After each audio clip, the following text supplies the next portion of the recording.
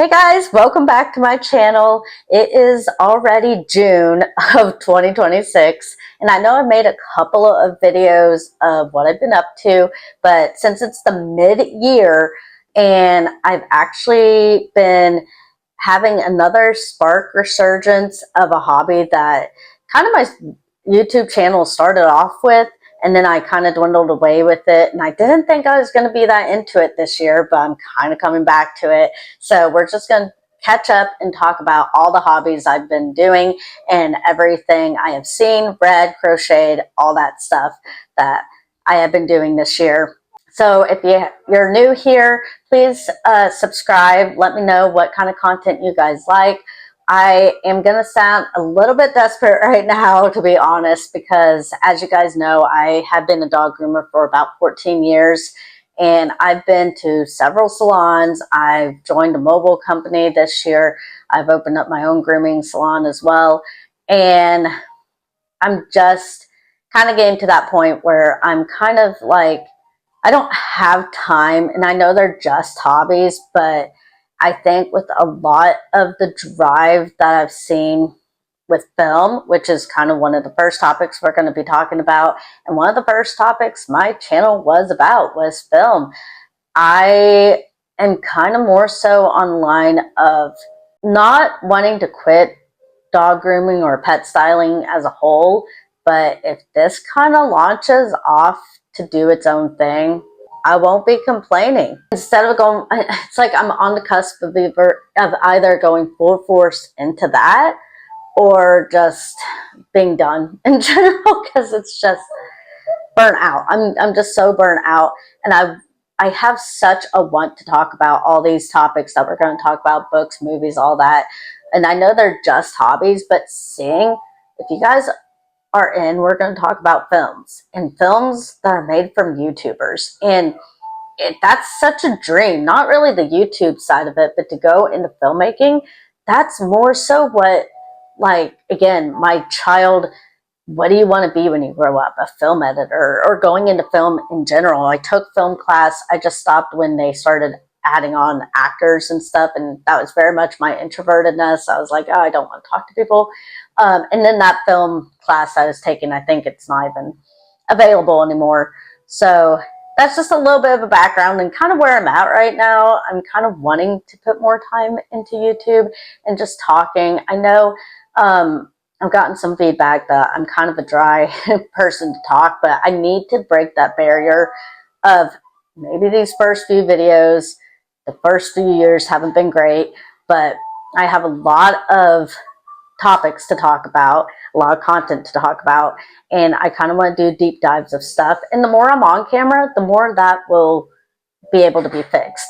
And again, I wanted to be a film editor. I didn't want to be someone on the screen. So, and dog grooming, it's very much behind the scenes stuff too. So I am an introvert. I'm not used to talking, especially to a camera, but I'm trying to get more used to it. If we lose our mic, by the way, it's kind of driving me crazy. If we lose it, if it's staticky, it's a learning process. And again, if we lose our mic, I have a loud voice, so I'm definitely going to talk loud this time. I think in my last video, I was very much relying on the mic to pick up the sound, and that video's quality sucked because the mic went out like in the first 2 minutes.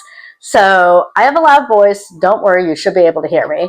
But with that all being said, we're going to go and talk about, firstly, all the books that I have read as of thus far in the 6 months of 2026. I've already done kind of a more in depth of these books. This is just going to be Spitfire, how many I've read.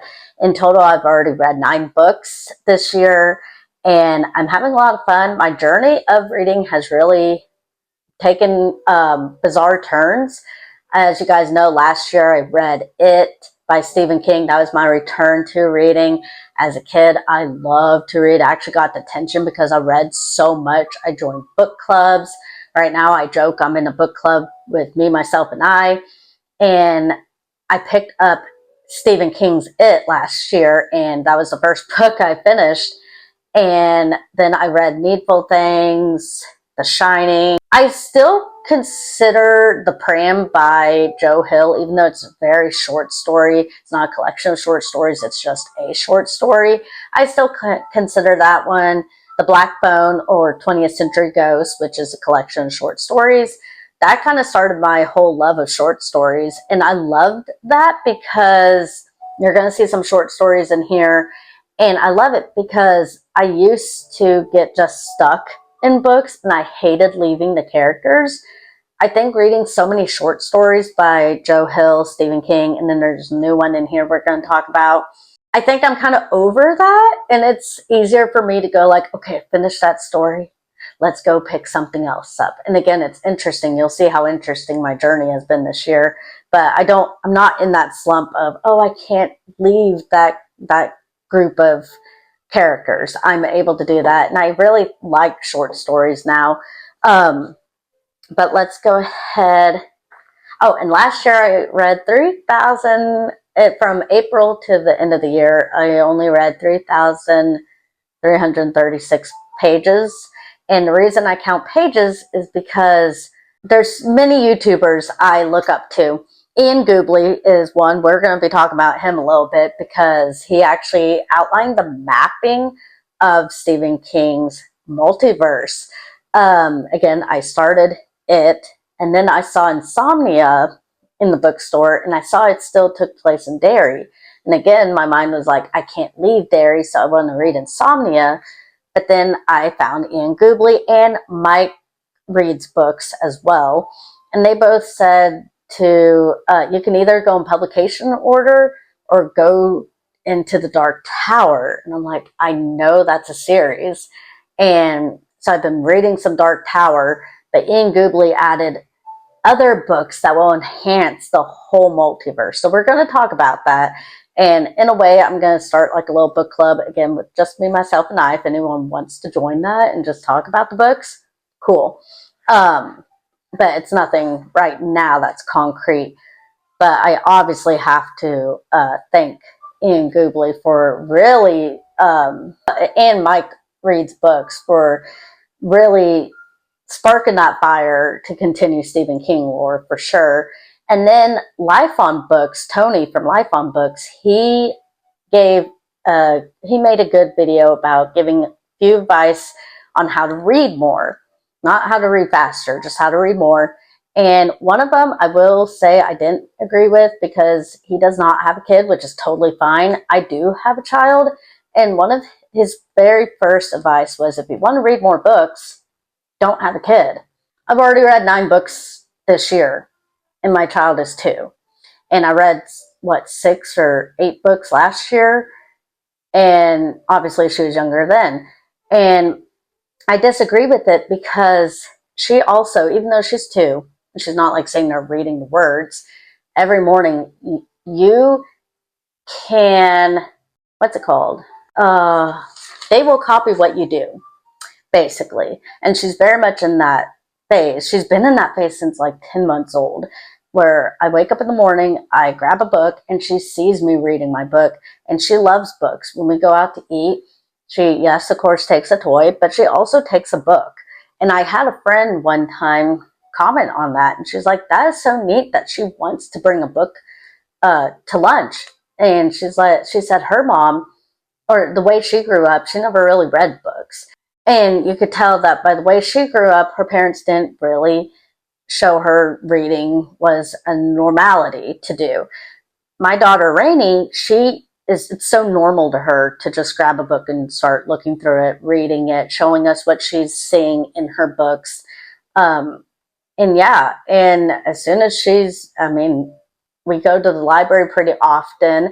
So I just disagree with it because it's like, you can model that behavior for your child. If anything, I love that for her. And honestly, I don't think my attention span sucks because when I'm reading, she's usually pretty quiet looking through her book. And I read at night, I'll read in the morning. But if I read with her, again, she's pretty quiet and kind of she's pretty independent and just leaves me alone. She doesn't like go and like, what you reading? And I don't leave my books around because they are very adventurous. I don't want her tearing through the book pages. But I just disagree with it because of being the parent, watching her and knowing I am modeling that behavior for her, I say it's okay to have the kids and read books. It's perfectly fine. If anything, it's a great example for your children. But one thing I did agree with, absolutely loved, was his advice of, instead of saying big goals, because Ian Goobley does set really big goals and high standards. And last year, as I was finishing it, and it took me 3 months to finish it, it's 1,000-something pages, it's my return to reading. He finished it in like 2 days. He read like, maybe not 2 days. I don't even know what his challenge was. It was like read 200 pages a day. I felt like an idiot because he read it in like 2 or 3 days. And I'm like, damn, I suck. Here I am like, oh, I read this big book in 3 months. And he's like, I finished it in 2 days. Not that he knew or anything. Like, he obviously had no idea I was on my own little journey. But it really made me feel small. And so, again, Tony from Life on Books, he was giving this advice in this video. And I loved the goal he set. It was so small. My little mind needed a small goal. Read 1 page a day. You'll feel accomplished, and you'll be so surprised at how many pages you read. And I've just lived by that. I actually should make a shirt that says that because it's so great. And last year, again, just reading, once I changed it to just read 1 page a day, and I read 3,300 whatever pages last year, even though it took from April to December. So what? That's amazing, returning back to reading. And so still with that same concept in mind, and I do also set the rule for myself, once I start feeling tired, because it doesn't matter what time of day it is. It doesn't matter if it's first thing in the morning. I could pick up a book right now. I could pick up a book later tonight.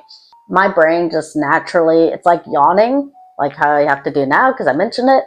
I'll just start getting tired. And once I start feeling that, I stop reading. I put the book away and I revisit it. Either sometimes I'll take like a 5-minute nap and then I'll revisit it and I can focus better. But once I start feeling like I'm nodding off and I'm about to go to sleep, I put the book down. Because what used to happen when I was a kid was I would just push through that. I would read it. And then the next day, I got to chapter 6. But the next day I'd pick it up and I'm like, what the did I even read? I don't even remember. And they're going on to a different part of the journey. And I'm like, what happened in the last part? So then I'd have to go back and reread. So that's why I don't really care. Well, I do care how much I read, but it means something now. It's not just, oh, I looked at all these pages in a day. I'm not just looking at pages and then having to reread it. What I read, it's like my saying, I say what I mean and I mean what I say. I read intentionally now, and setting that goal makes me understand what's happening. Even if I am reading with my child and she, instead of wanting to read with me, she wants to watch her little videos in the background and that video is being annoying and I'm getting a headache, I'm not focused on the book. I'll put it down and I'll revisit it. Another thing about me is I cannot do audiobooks. I really don't have a stance on the whole are audiobooks actually reading or not. I just know what works for me, and that does not work for me. I have tried audiobooks. Nothing will put me to sleep faster than an audiobook. My husband knows that I fall asleep to YouTube videos. I will, because I have playing automatic, so I will be starting a YouTube video on a certain topic. I'll pass out, and by the time I wake up in the morning, like a whole 3 movies, 6 documentaries, and small, just random YouTube videos would have played. And I'm like, I don't remember one of those because I passed out. I cannot have someone talk to me in my ear the entire time. Even when I watch YouTube videos like Kendall Ray, I know she has a podcast where you can just listen to it. And I had a coworker at the last grooming place I was at who just listened to Kendall Ray. And I'm like, how do you do that? Because I'm a visual person. I have to see what is going on. And kind of again, it goes back to, yes, well, audio does allow me, I could crochet and get further, get even more books read if I just listen to them. But I can't, me personally, I cannot focus on how many stitches I am making and what is going on in the plot. I have to do them separately. I wish I could just get over that, but at the same time, I like enjoying my tasks at the time I'm doing that task. I don't want to enjoy, it's like when you have to clean the kitchen and you have to cook and it's not enjoyable. And I know cooking and cleaning probably aren't enjoyable in general, but it's less enjoyable when you keep adding more tasks onto it. So I'm not, the older I get to, I'm very not a multitasker anymore. So all this to say, these are all the books I have physically read. That's all I do is physical reading, and I love getting physical books of the books I have read. So far, I've read 9 books already this year, and some of them are shorter, some of them are bigger. It really doesn't matter. I'm still counting all of them. And we're going to just speed fire again through it because we want longer of what the books and the stories are about. I do have another video on that. Apologize. I meant this is an overview of everything I've done this year. So the first official book that I finished this year, because I did start off with the second one that I finished, but we'll talk about that and the reason for it. But the first book I picked up was actually one that I just found on Amazon. I found the circus tent in the back. What the hell? I found the circus tent in the woods behind my house by Ben Farthing. And this book is really good. It is only 98 pages. If you need a palate cleanser from a big book that you're reading or a lot of stories that you're reading, this is a good one. I do differ with the opinions from Ben Farthing, but I actually know that's because I'm a very selfish person, and I can tell he's a very giving person. I'm giving, but I'm getting to my selfish era, which is kind of why I'm wondering if I should just quit my career of pet styling, because I've done it so many years. I'm always the person who takes on the challenge. At one point, I was grooming up to 13 dogs, and I mean by myself. I was prepping the dogs, bathing them, drying them, grooming them, all by myself. One time I got help from someone, and they're like, "Oh, that dog is yours, Amanda?" I'm like, "Yeah." And she's like, "I thought it was the other girl's dog." I'm like, "Well, I'll be that other girl if it means you'll help me." But I'm just to the point, I'm tired. And this is very much him saying he would rather, now that his kids are getting older, he had to sacrifice a lot of his career for when his kids were younger. And now that they're older, he's wanting to go back into doing more so and helping people more so with his career. And that's where I differ, is I can't ever see me doing that large of a workload ever again, even when my daughter gets older. But go him, because I know he's a very giving person and the story's really good. The only thing I'll say is after reading it, watching Welcome to Derry, and I have a very much love for Art the Clown, these clowns are very lackluster. They're like rated G compared to what I'm used to clowns being. So the clown-wise wasn't that great, but overall it is a good short story, and again, a palate cleanser. Why did I need a palate cleanser? The book I started the year off with actually became the second book I finished this year, and that is Skeleton Crew by Stephen King. This is a collection of short stories, and it was really good. It's 573 pages. I just golly whiz, about midway, I just got to understanding the whole trope of Stephen King's endings being a bit lackluster, and it got kind of tiresome. I grew exhausted with it, so that's why I picked up a palate cleanser. I read this in a day, and then I went right back to Skeleton Crew. I just needed something different. These have stories like The Mist, The Jaunt, The Raft, The Monkey, but my absolute favorite, Survivor Type, I think would be my second favorite, but my absolute favorite is The Ballad of the Flexible Bullet. I did rate these all in a short. I'll link that short below if you want to see my ratings for every single story in this collection of short stories. But overall, it was really good. I would recommend it.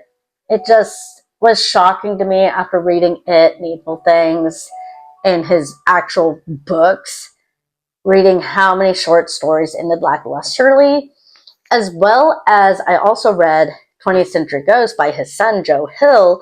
I'll say the joke once, only once. Why does he not go by the last name King? A, because of the popularity of Stephen King, he didn't want to ride on his coattails, but also because then he'd be Joe King. Anyway, that's my Joe Hill joke. I tell all the time, every video I talk about him.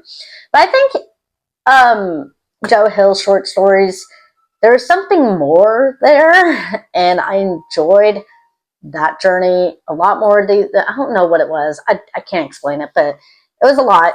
But I finished that, and then in January, I rounded January out with another series of short stories. And this is The Trees Grew Because I Bled There by Eric LaRocca. And this was actually recommended by Tony on Life on Books podcast. And I don't really know why they recommended it. Maybe they're recommending short stories, but this is a collection of short stories. And it was really good. I really enjoyed it. I think my only critique is, again, after reading Joe Hill's short stories and then Stephen King's short stories, this was very well written and intriguing. But if you want the scariest, goriest, because Tony from Life on Books was saying that there's body gore and it's very disturbing. If you want body gore and very disturbing, go read When the Locusts Sing by Joe Hill. That still gets me. That one still gets me. I think the story in here that got me the most, I believe it was in this one. Is this the one that had it? I think it is. It's not. No, just kidding. Okay, I digress. I don't really know. I haven't done a deep dive of this one yet. If you guys want that, let me know. I haven't rated them. Maybe I rated them. I don't know. I don't think I've rated them. Or picked a favorite short story from this collection. If you want that video, let me know, because I was thinking pop art, but that is another Joe Hill. So again, to me, the king of short stories from these three. I haven't read any Joe Hill this year, but was Joe Hill, 20th Century Ghost. I think all those stories really hit. Pop art, and when you hear the locusts sing, that is disturbing body horror. It still creeps me out to this day. But these weren't really that bad. I mean, I think, I don't know, maybe I'm just becoming immune to stuff, but it wasn't too bad for me.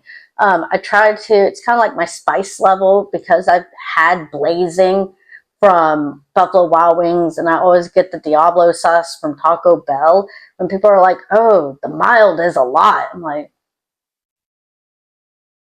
is it though? I don't know. I may just be desensitized to it by now.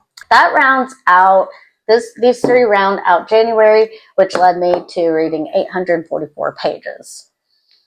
My next goal, I had a whole idea in my head. Again, going to start The Dark Tower, going to read more Stephen King. I have other goals. I'm not going to talk about those books yet in this video, but I went down a really random journey. I've been down it before when I was in middle school. But I'm glad I went down it as an adult again. You never step in the same river twice, but you can take an unexpected journey with a little hobbit in The Hobbit. Funny story about this. When I read it in middle school, that first chapter when they're talking about the hobbits, I was imagining Gollum. And so they're like, oh, they live in these quaint little holes and do-do-do-do-do. And I was like, what? But I was imagining Gollum like as in his Gollum form. And what I'm realizing going down The Hobbit, and you'll see later, the Lord of the Rings trilogy, I don't remember. I don't think I read the books before the films. With Harry Potter, I very much did. I read the books before the films. But I think with The Hobbit, I definitely watched the films first and then read them. And that's why I was thinking it was about Gollum for some stupid reason, because I'm an idiot as a kid. I knew it was about Bilbo Baggins in this, but I read this, and then my husband and I rewatched The Hobbit. I don't remember that trilogy at all. I think I only watched it once, and the fact that they made a trilogy, I can't even talk about it. The films are their own thing because they make up so much in that. And I knew it even on first watch. I'm like, well, Legolas wasn't there. She wasn't even existing. And I saw a review about the whole series where they're like, so this whole, not the Battle of the Five Armies, but the whole scene at Lake Town just totally didn't exist. The orcs wouldn't have been there. The orcs that shouldn't have been there were going after the dwarves that shouldn't have been there with the elves that never even existed there. And the whole thing is just so made up. But the story was very well. I do feel like, gosh, Martin Freeman, who played Bilbo Baggins, it's like Ian McKellen playing Gandalf, just perfect casting. I think one thing that was very weird for me reading this and one of the other books in the Lord of the Rings lore was that Bilbo openly tells them about the ring and tells Gandalf about the ring, and then later will tell Frodo about the ring. And I thought that was very bizarre, but then I learned that obviously J.R.R. Tolkien wrote The Hobbit not thinking about the Lord of the Rings. So in the movie, they obviously knew that it was going to be this big secretive thing, keep it secret, keep it safe. And so I liked how he's like, do you have something to tell me? And he's like, yes, I found something. He's like, what did you find? He's like, my courage.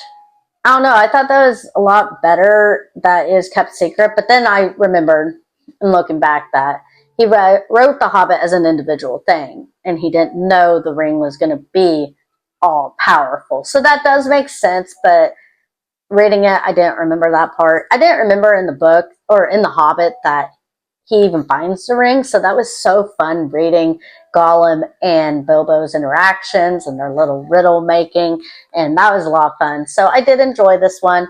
It was 305 pages. The next book I read is one I DNF'd last year. And I DNF'd it because I was reading it on the Kindle. And again, I can't do audiobooks and I can't do Kindles. I did read The Pram successfully, but that was a very short story on the Kindle. But I tried to read The Housemaid on Kindle last year, and I only got to page 50 something, and I just couldn't do it because on my phone, even now, making this video, people are like, I need an appointment. Can you reschedule my dogs? Did you leave this stupid fan in the mobile van? Hey, do you want to go swimming today? Hey, when's lunch? Like, and then I get on there and I doom scroll, and then I'm like, what's this video about? What's that article about? Stupid. I'm too addicted to social media. That's why I love reading. That's why I love picking up the copies, the physical copies, and actually going into it. And 3 days after picking up the physical copy of The Housemaid, I was done. It is 325 pages, and it was okay. I'm not going to watch the movie. I might watch the movie. I might be getting actually over my little hiccup of I can't watch toxic relationships because some of the films we're going to talk about, best get used to being in a toxic relationship because that thing was toxic. We'll talk about that later. But I don't enjoy, I didn't know, I wish there had been some kind of trigger warning about like, I thought this was going to be, from the trailers, I thought it was going to be the women going after each other because of this man. And spoilers, all these are going to be spoilers. I should have said that at the beginning. All of these are going to be spoilers about books and movies, just saying. The fact that it's not the women, and it's a situation that I did not enjoy reading, and not only to his wife, but to other women. I actually still, I guess it kind of brought up a guilt in me that I should have just gone with my gut instinct years ago and just warned other women about a certain person, because I asked somebody close to me, should I go warning other women about him? The response I got was very troubling, because they're like, well, if other women want to be that stupid too. Very messed up, and I should have just gone ahead and said something. So maybe that's why I don't like the book, because it called me out, and she did what I wish I could have, which was help the next woman, and I couldn't do that. And so I guess I have guilt there. But I also just don't like reading that stuff because it's very triggering. But not saying anything that happened in the book happened to me. Not saying that, but I think a lot of women have gone through similar situations of being in a toxic relationship. And I don't like to read or watch toxic relationships because I've been there, I've lived it, I've done it, I'm out of it. I don't like to go back. But it's good. It's a good book. I just don't know if I'll watch the movie. And I'm not reading the next one because I think all she's going to do is just go save all the other women, which is great. Go you. That's great. I don't need to read the stories of all the abuse and stuff they're going to go through. It's just going to trigger me more, and I don't need to be. So, but I did enjoy it. It's not to say I didn't enjoy it. The next book I read in March is I finally started my journey of the Dark Tower with the Gunslinger. Mike Reed's books said that a lot of people recommend to skip the Gunslinger. That makes no sense to me because how will you know what anything's about if you just go into the next book, The Drawing of the Three? How would you know? How would you even know who Roland is? And I learned that Roland is actually the reason one of my sister's husband's brother's kid is named Roland. His name is Roland, and I never knew it. I never knew why, and it's because of Roland. Now, the only thing with the Gunslinger, I saw the movie like years ago. Don't remember a thing about it. I just remember Idris Elba played the Gunslinger, and Matthew McConaughey played the Man in Black. So those are who I still imagine, and it's very awkward because sometimes they'll mention details about the Gunslinger or Roland that lets you know he's not supposed to be Idris Elba. I just still imagine Idris Elba, because why wouldn't you imagine Idris Elba? I am gonna rewatch the film once I'm done with the whole Dark Tower series. And now that Ian Goobly has added more homework to my plate, once I'm done with the whole multiverse, so it's gonna be a minute till I watch it again. But I already kind of know it's gonna suck because these books are amazing. And when I finished this one, I was like, I think this is my favorite book of the year. And I read the next one.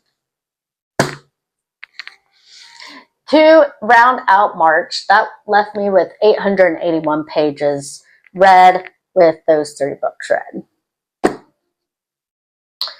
So I only read 1 book in April, and I have a huge reason why. But I was working really hard in April because in May was going to be Mother's Day, and I had maybe 4 or 5 Mother's Day blankets, the bouquet crochet blankets to make.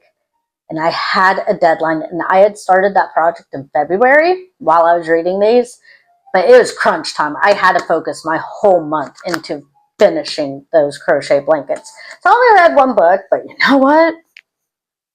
It was the Dark Tower 2. Oh, come on, focus. The Drawing of the Three. So when I finished The Gunslinger, I was like, oh, that's my favorite book this year.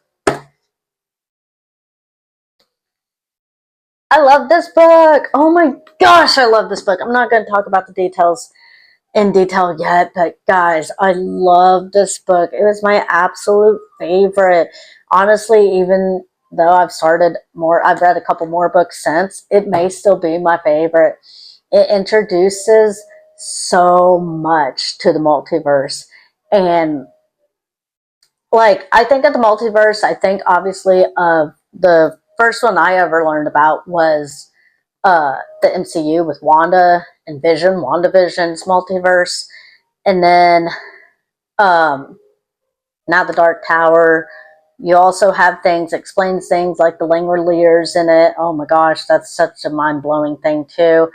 But the way they explain it and how Roland gets into the other worlds is so interesting to me. I absolutely love it. Definitely recommend. But I definitely recommend read The Gunslinger with it.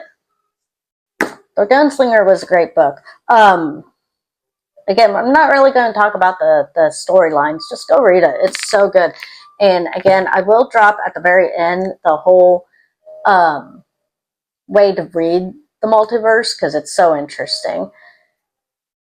So that was just in April. I read 390. That was only one book. It's 399 pages. That's as much as I read in April because I was working on those crochet blankets for all the mamas in my life. The next book I read was I went back to continue the story of not just The Hobbit, but The Lord of the Rings with the Fellowship of the Ring. Again, I may have read this in middle school, but I don't remember a thing, honestly. Like, I remember stuff. I'm realizing I remember the movies. I don't remember the books. I will say the only reason this one dragged a bit is because they explained so much landscape. I've seen people, I guess, Gen Zers nowadays just read things as dialogue and they skip anything that's not dialogue. I'm kind of like, and I've always been this way, I don't really like landscape. I call it the suitcase. She's going to cancel her appointment, isn't she? Oh my gosh, there's so many people messaging and emailing. This is why I hate my phone. I call it the suitcase method because it's like, oh, there's a suitcase on the floor. But the suitcase was not the silver you would expect. It had some rust, and the buttons were not the gray overwash. Like, I don't give a damn about the suitcase. Can we go on? That's the only thing. And yes, the Dark Tower series has landscape explanation too, but I'm brand new to this world. I can go look at this landscape instead of reading about it because I know it so well. That's the only thing that dragged this book down for me, but obviously loved it. Again, there are some changes to it. We're now watching the extended, my husband and I are now watching the extended parts of it, and I do like how when they're leaving the Shire, they include things like seeing the elves. Now, the elves actually interact with them in the book, and so when they go to the council, that's not the first time they've sat down with the elves. I thought that was very interesting to read. Just little small stuff like that was very fun, but obviously enjoyed that, and that was 458 pages.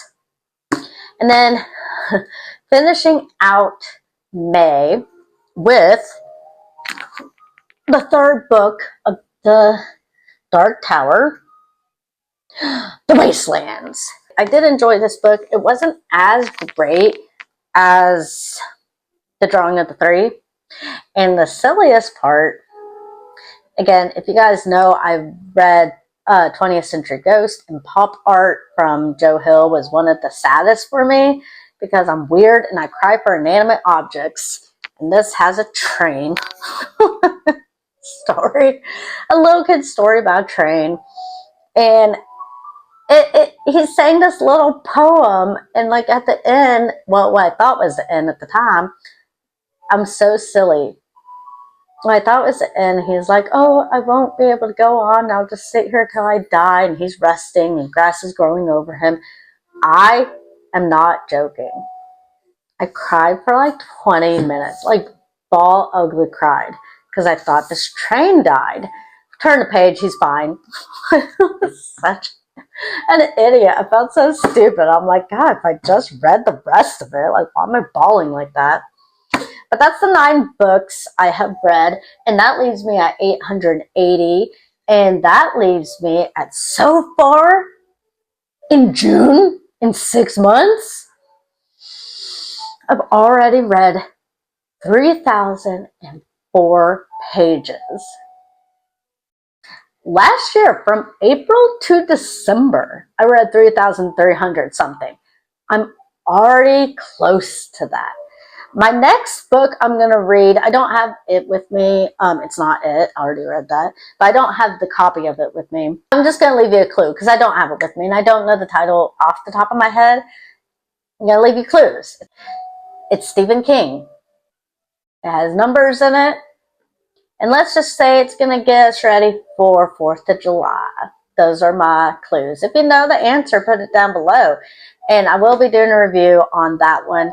I don't know if you guys want individual reviews of all these stories, not the Dark Towers, because I am going to be reviewing that as a whole. But if you want individual reviews on, like, I already did. I think I already did. I found the circus tent in the woods behind my house. But if you want a full review on Skeleton Crew, the trees grew because of blood there. We could do a review of the Lord of the Rings if you want. We could do that all together. I don't know. Or the Housemaid. Let me know. I think from here forward, I will do reviews. Kind of like how from here forward, I will do reviews on films. So individually. But with that said, those are all the 9 books I've read. And then I am going to talk about, or I'm going to drop the list of how to read the multiverse according to Ian Goobley.